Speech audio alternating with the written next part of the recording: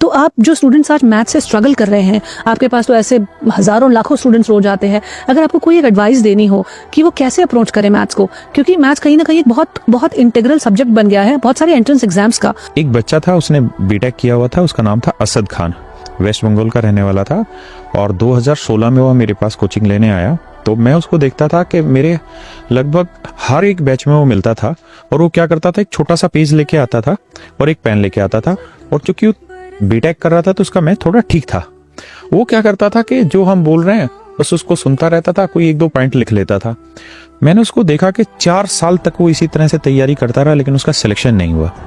वहीं एक बच्चा था विनय करके, और विनय जो था वो बहुत ही कमजोर बच्चा था, और इतना कमजोर बच्चा था कि मैं जब क्लास में पढ़ाता था तो मैं फ्रस्ट्रेट हो जाता था, क्योंकि जब आप हजारों बच्चों को पढ़ा रहे होते हैं, मैं बत्रा सिनेमा हॉल था, सिनेमा हॉल के अंदर पढ़ाता था, तो जब आप कोई चीज कराते हैं ना, तो आप एक उम्मीद रखते हैं कि इतना लेवल सभी का होगा और हम इससे ऊपर ही हवाई जहाज उड़ाएंगे। लेकिन जब कोई बच्चा उससे भी नीचे का सवाल पूछ लेता है, अगर मैं आपको ये कहूं कि माइनस और माइनस को प्लस क्यों करने लग रहे हैं, कोई इस चीज पे क्वेश्चन पूछ लेता है तो फिर फ्रस्ट्रेशन आती है। तो मैं उसको क्लास में हमेशा कहता था विनय को कि तू ढक्कन है, तेरा ऊपर की खोपड़ी उड़ी हुई है, तुझे कुछ नहीं आता, तेरा सिलेक्शन नहीं होगा, टाइम पास करने लग रहा है। तो हम ऑफलाइन पढ़ाते थे, तो सुबह 8 बजे पढ़ाना शुरू करते थे और रात के 9 बजे तक बैचेज रहते थे। वो इतना शैतान था कि वो हर बैच में चला जाता था, और जब लड़कियां बैठी रहती हैं साथ में, और जब किसी लड़के को हम ये कह देते तेरे बस की नहीं है, क्यों परेशान हो रहा है, तेरा टावर उड़ा हुआ ऊपर का, तो बड़ी बेइज्जती होती, और बहुत सारे बच्चे तो इसमें क्लास पढ़ना छोड़ देते हैं। उस बच्चे ने क्या किया कि वो हंसता रहता था, सुनता रहता था, हंसता रहता था। जब हम किसी क्लास में जाते दिखते थे और वो बैठा हुआ दिखता था, तो फिर मना रहे फिर आ गया यार यहाँ पे, ऐसी फीलिंग्स आती थी।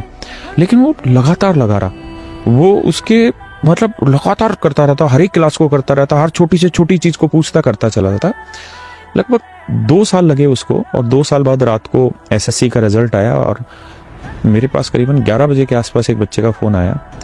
तो मैं उसको ढक्कन बोलता था कि तू ढक्कन है, तेरे बस की कुछ करना नहीं है। उसका फोन आया, बोला कि रोने लग गया कि सर पहचाना मैं कौन हूँ? मैंने कहा नहीं, कौन है? कह रहा मैं इनकम टैक्स इंस्पेक्टर हूँ। तो मैंने कहा मतलब? कह रहा सर मैं वही ढक्कन हूँ जिसको आप कहते थे तेरे टावर उड़ गए, विनय मेरा नाम है। मैं उस दिन इतना रोया, इसलिए नहीं कि उसका सिलेक्शन हो गया, इसलिए रोया कि मुझे खुद पे दुख था कि मैं एज ए टीचर उस लड़के की कितनी इंसल्ट करता था कि तेरे बस की नहीं पढ़ना, और वो लड़का सिर्फ एक ही चीज करता रहा, लगातार प्रैक्टिस करता रहा।